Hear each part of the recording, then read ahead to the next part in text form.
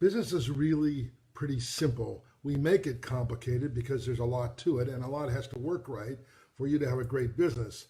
But when you break it down, when you look at the component parts of a business, there aren't very many basic ingredients. And if you get those basic ingredients right, you can have a wonderful, wonderful business.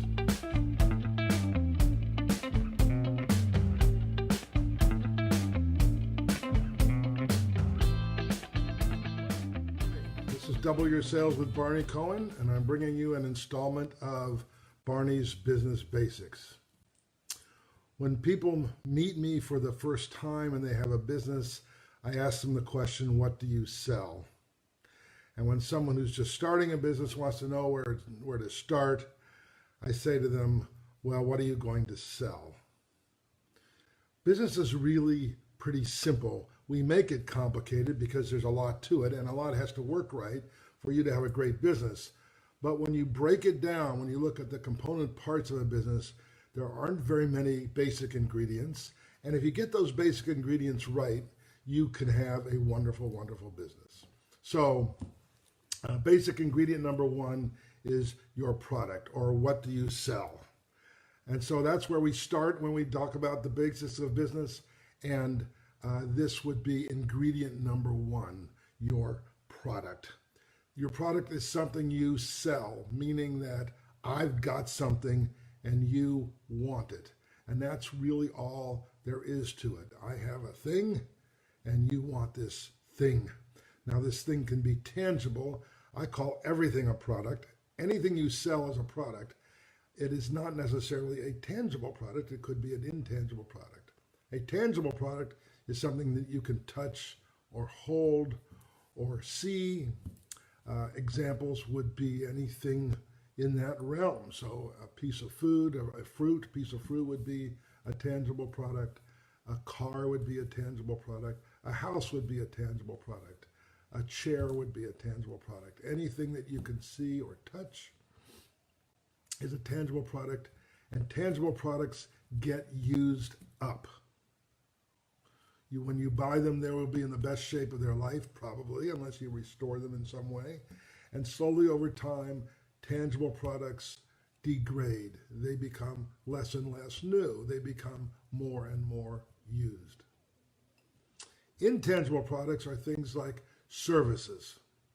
So good examples would be insurance. You would buy insurance. Another good example of an intangible product would be a doctor's visit. You pay to go see the doctor.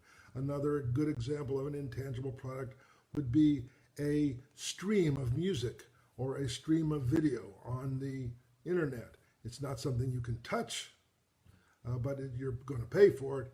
And these are things that sometimes don't degrade over time, and you're not necessarily paying to hold it or have it, but you're paying to have access to it or to use it. The intangible products have some kind of value in the moment, and the value sometimes decreases over time as it gets further and further away from the time you bought it. A good example of that would be a concert performance. The night you go to a concert, you may have a wonderful time and you might say, wow, that was like the best concert I've ever been to. Slowly over time, it will take its place in your mind of all the concerts you've ever been to, and you may or may not remember it as time goes on. It doesn't degrade physically, but as it gets farther and farther from the present, you lose your memory of it, maybe, unless it was just like the most incredible thing you've ever gone to or done. And then there's another group of products that I call hybrid products. A hybrid product has some things that are tangible and some things that are intangible. A good example of a hybrid product would be a restaurant meal. A restaurant meal has tangible things like the food you eat, but it has intangible things like the environment or the quality of the service or how loud, how much noise there is in the restaurant. These are all things that affect your experience, and they bring an intangible element to the experience. You might go to one restaurant because you particularly like the decor and not another because you don't care for the decor. Another example of a hybrid product, something that has both the tangible and the intangible aspects, would be a physical book. This is different than an not physical books. So a book on your Kindle would be an intangible product, but a physical book that you can hold because it's printed on paper would be a hybrid product. There is the intellectual property or the words on the book which have meaning. You can't really touch the meaning of the words. You can just read the words and let them have the impression on you that they do. But you can hold the book.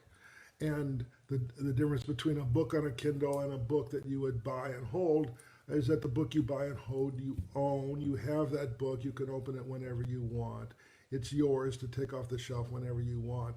The Kindle book may or may not be something that you can have access to for the rest of your life. And then you only have access to it in the Kindle form, so you can't pick it up and show it to somebody, for instance. All you could show them would be a file if it were on a Kindle. So when you start your business or when you work on your business, you need to know what kind of product you have. The reason why is that when you go to describe your product to people that might want to buy it, you need to know what kind of experience they're going to have with your product. Some of you may know that intuitively, but many of you aren't very good at describing your product, and that's where we'll go with the next installment of Barney's Business Basics, which would be describing your product.